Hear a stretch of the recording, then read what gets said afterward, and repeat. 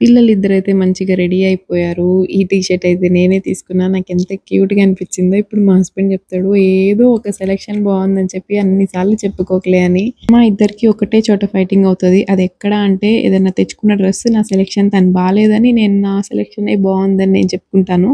ఇంక అక్కడే వస్తది మా ఇద్దరికి. ఇంకిక్కడ నేను తనీష్‌కి తీసుకొచ్చిన టీ షర్ట్ చాలా బావుందని చెప్పి నేను చెప్తున్నా. ఏదో ఒకసారి బావుంది కదలే అని చెప్తున్నాడు. ఇంక తర్వాతయితే పిల్లల్ని మంచిగా రెడీ చేసి కొంచెం సేపు ఫోటోస్ అవి దింపాం. దీని వెనక చాలా కష్టం ఉంటది. పెద్ద పెద్దగా అరుపులు రోడ్డు చివరి వరకు వినిపిస్తా ఉంటాయి. మా అన్న అరుపులు, మా అమ్మ అరుపులు. అట్లా ఏదో కొంచెం కష్టపడి పిల్లల్ని ఇంకా వాళ్ళకి గుర్తుగా ఉంటాయి కదా! పెద్దయ్యాక చూసుకుంటారు అట్లా అని చెప్పని. ఎందుకంటే నేను అసలు ప్రతి ఒక్కసారి ఫోటోస్ వాళ్ళెందుకు పెడతానంటే నాది ఇప్పటికి కూడా ఒక్క ఫోటో లేదసలు చూసుకోవడానికి. అందుకని చెప్పి మా పిల్లల కన్నా ఉండాలి. అట్‌లీస్ట్ రేపొద్దున నన్ను గూడా మా అమ్మని నేను అనుకుంటున్నట్టు అనుకోకూడదు అని చెప్పి ఇంకిక్కడైతే మేము ఈవినింగ్ ఒక చోటకెళ్తున్నామని చెప్పాం గదా!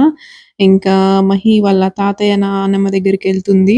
అట్లానే తనీష్‌ని గూడా తీసుకెళ్తున్నాం ఈరోజు. దానికోసమే ఇక్కడ రెడీ అవుతున్నాం మేము. ఇంక ఈలోపు మహి గూడా వచ్చి నన్ను రెడీ చేస్తా అది ఇది అని చెప్పంటే, "వద్దులే నాన్న" అని పక్కన కూర్చోబెట్టా. ఇంకా టెడ్డీనైతే మంచిగా రెడీ చేసింది. ఇంకా నేనే చేశాను ఈరోజు వంట. మంచిగా కుదిరినాయి. అన్నీ బా నచ్చినాయి నాకు. నాకు నా చేత్తో నేను వంట చేసుకొని తింటే నాకు హ్యాపీగా తింటా. కడుపు నిండా తినేస్తాను. ఇంకిక్కడ రెడీ అవుతున్నాము. మహికి ఏ డ్రెస్ నచ్చట్లేదు. ఏడుస్తా ఉందింకా.